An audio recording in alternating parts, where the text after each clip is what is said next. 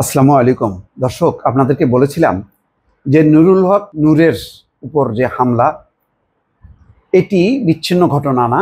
এটার মহল বিশ্বাসের কারসাজি অবশ্যই আছে এবং এটাকে কেন্দ্র করে নানামুখী যে তৎপরতা, সরকার সম্ভবত এটি টের পেয়েছে, যে কারণে খুব দ্রুত বেগে কয়েকটা সিদ্ধান্ত তারা প্রকাশ করেছে।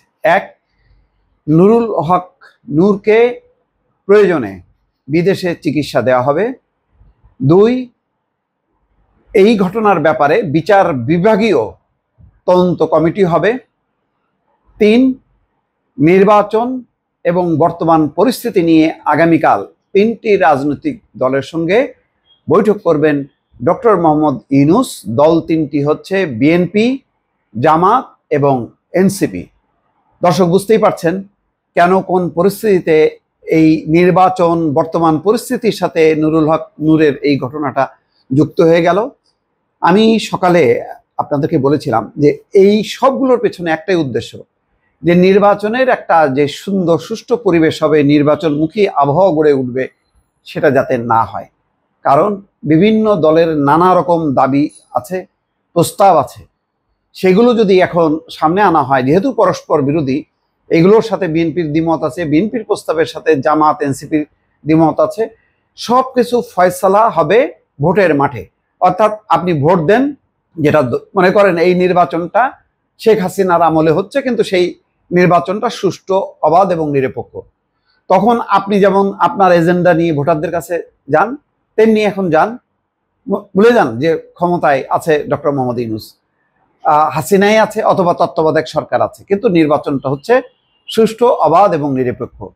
এই অবস্থায় আপনি যার যার এজেন্ডা নেন, আপনি রাষ্ট্র ক্ষমতায় গেলে রাষ্ট্র ব্যবস্থা পাল্টাবেন, সংবিধান ছিঁড়ে ফেলবেন, উড়ায় দেবেন, পরিবর্তন করবেন, পিআর সিস্টেম আনবেন, নিম্নকক্ষ, উচ্চকক্ষ, গণপরিষদ, গণভোট, সমস্ত কিছু নিয়ে পয়েন্ট টু পয়েন্ট আপনি যান ভোটারদের কাছে। ভোটাররা যদি কনভিন্স হয়, আপনি আসেন, দরকার হয় গণতান্ত্রিক শাসন ব্যবস্থা পাল্টায় অন্য কোনো শাসন ব্যবস্থা আপনি চালু করেন, কোনো সমস্যা নেই, কিন্তু জনগণকে সুযোগ দেন। জনগণকে সুযোগ না দিয়ে এতগুলো ক্ষমতার কেন্দ্র সবাই মনে করছে যে যতক্ষণ নির্বাচন না হয় ততক্ষণ পর্যন্ত আমরাই তো ক্ষমতায় আছি, আর যদি নির্বাচন হয়ে যায় তখন একটা দল আসলে তো সেই সুযোগ দেবে না।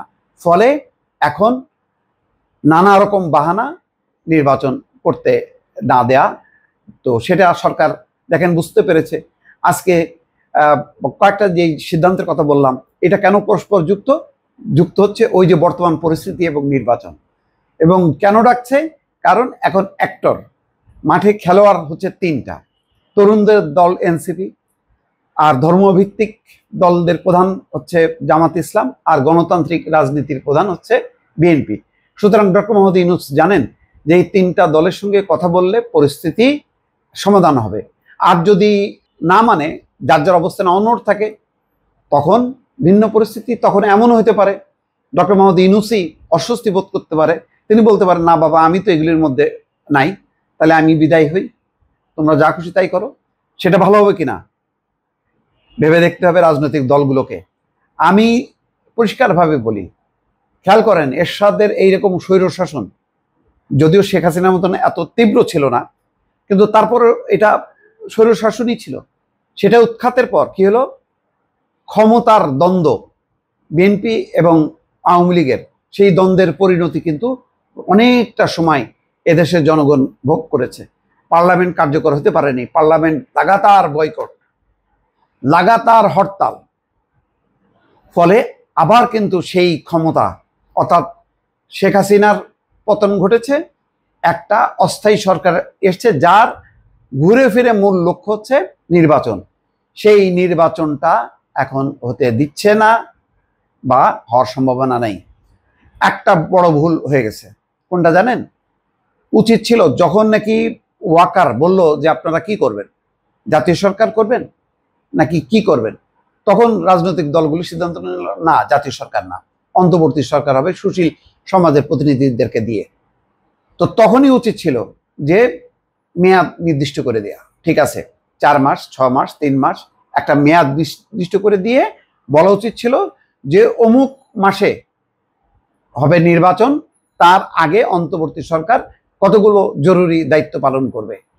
এইটা না করাটা যে কত বড় ভুল হয়েছে, অন্তর্বর্তী সরকারও এসে যারা আসলো তারা মনে করলো এটা একটা গণঅভ্যুত্থানের সরকার, এটার মানে এইটারই একটা বৈধতা আছে, সুতরাং আমরা চালাতে থাকবো। কিন্তু এটা তো চলবে না।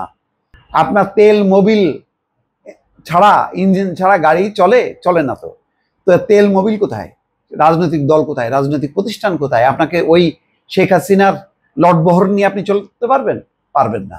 এবং এটা এখন পদে পদে প্রমাণিত হচ্ছে। সুতরাং আগামীকাল আমি মনে করি শুধু রাজনীতি না, শুধু নির্বাচন না, ডক্টর মোহাম্মদ ইউনূসেরও হয়তো ভাগ্য নির্ধারিত হয়ে যেতে পারে। দর্শক ভালো থাকবেন। নিশ্চয়ই আগামীকাল এই পরিস্থিতি নিয়ে আপনাদের সঙ্গে কথা হবে। আল্লাহ হাফেজ।